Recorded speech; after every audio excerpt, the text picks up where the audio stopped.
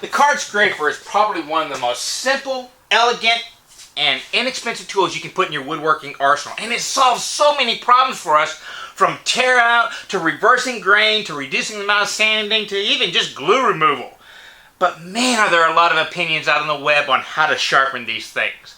So today I'm going to condense all that wide-ranging information down into 3 simple categories. Like a lot of things in woodworking, it comes down to coarse, medium, and fine. And I'll call them the textbook way, the real-world way, and my way of sharpening a card scraper. Let me explain.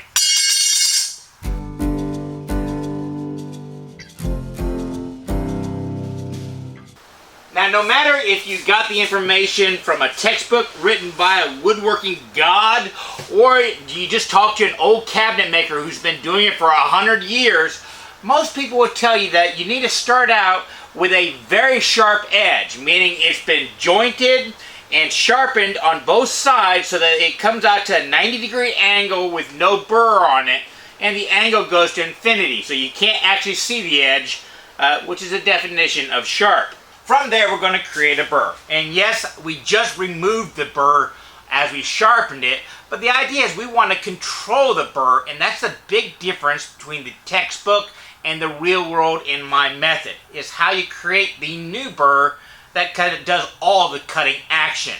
Now, the textbooks would tell you to create a burr over the top. You do that by laying your card down flat, putting your tungsten or sharpener dead flat, and start working it back and forth, and then you will slowly raise it up a tad bit. This creates a burr that comes over the top. And I like to do all 4 sides when I'm doing this one, so I get 4 edges. So I start flat and I kind of raise it up over the top. I'm not going to do this side now. This will be the real world side. This will be the textbook side. In fact, I will label them right now. From there, you simply put it in a vise. So we've got these 2 where we folded a burr up in a pyramid right there. You take your burnisher, you lay it down flat, and you start working it back and forth. It basically flattens out that burr. And now we're going to start angling it and pushing it off the side. Notice my handle is coming down a little bit, a little farther each time. Then do the other side so that you have 2 edges. And you should be able to feel a very nice burr on both sides. That'll tell you you're done. For the real world side, they basically skip folding the edge over on the top up here, and then just take it flat and really press down hard, working it back and forth like that. Some people will angle it a little bit, others will just do it flat like that. And when you feel the edge, you should feel a burr on both sides. So now let's look at the difference between those 2. So I've got a piece of cherry right here. It really doesn't matter which direction you go with the grain. So I'm going to come over here and using the textbook side first. Put a little pressure in the middle, then just push forward. And as you can see, you get nice curls coming up. Very nice and easy. And you can go on different portions of the blade. How far forward you move back and forth just kind of is something you'll develop by feel. Now let's try the real world side. I'm going to go over on this side because I'm not sure. And you can see we are still making shavings, but they're a different type of shaving. They're a little bit coarser. Both result in a fairly smooth board. So let's go to the board real quickly and discuss it. Now the textbook style did give us a little bit better cut because you could tell by the shavings they were a little thinner, they were a little bit more tightly rolled than the real world style. But the finished result, you have to trust me that they were rough. Really, I couldn't tell the difference by the touch. But let's analyze what we did. When on the textbook style, we first rolled a burr up off the top towards the center. Kind of like that. Remember, we kind of angled it over.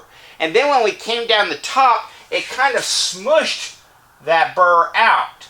So the burr, the portion of the metal that we turned up, we smushed back down, which resulted in a tiny, tiny burr coming off both tops. Because we smushed it down.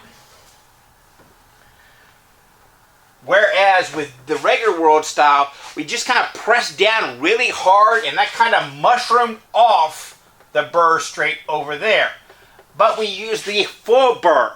We didn't smush it down so it wasn't cut in half like we did right there. That burr was a little bit finer and a little bit sharper over. This one, a little bit bigger.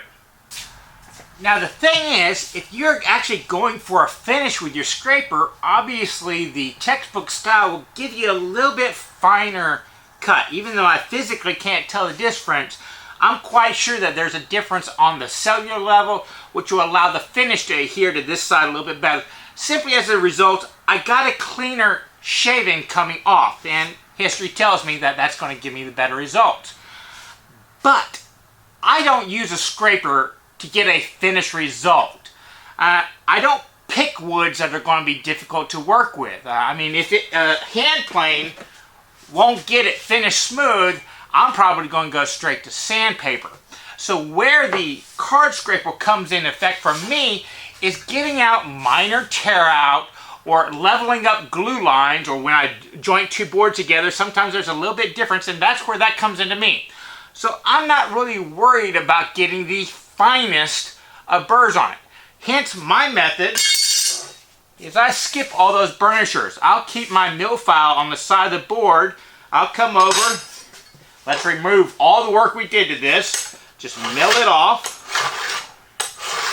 And the mill file will create a burr by itself. But it's somewhat of a serrated, rough burr. It's not that great. It's not going to last that long. It is kind of coarse. But if all you're doing is removing glue line work, see how much more wood that takes off? It's coarse. And if I need to reapply the burr, and I'm back to work. No need to go to the clamp, no need to do all that kind of stuff. This is a coarse tool for me. After this, I would probably hit it with a hand plane or sander. So, there you go. 3 ways to do this. You got a coarse, medium, fine. My way, kind of the real world way, and what the textbooks will tell you to do. Hey, try them all out. Decide for yourself. Since we've been talking about sharpening today, I thought this would be a perfect opportunity to talk about probably one of the most important woodworking books to come out in the last 25 years as our bonus. And that would be The Perfect Edge from Hock. If you don't have this in your collection, order it now. Especially if you are a new woodworker, not only needing to learn how to sharpen, but to learn what tools to purchase. Because the steel used in the blades is probably the most important part of any tool. And this guy talks a lot about the different tools, what sharpening mechanisms work best for them, and that way you can make an informed decision based upon the sharpening needs you have or where you want to go in the future. This is a phenomenal book, very well written, very well researched, and simply explained. If you don't have it in your collection, go order it now.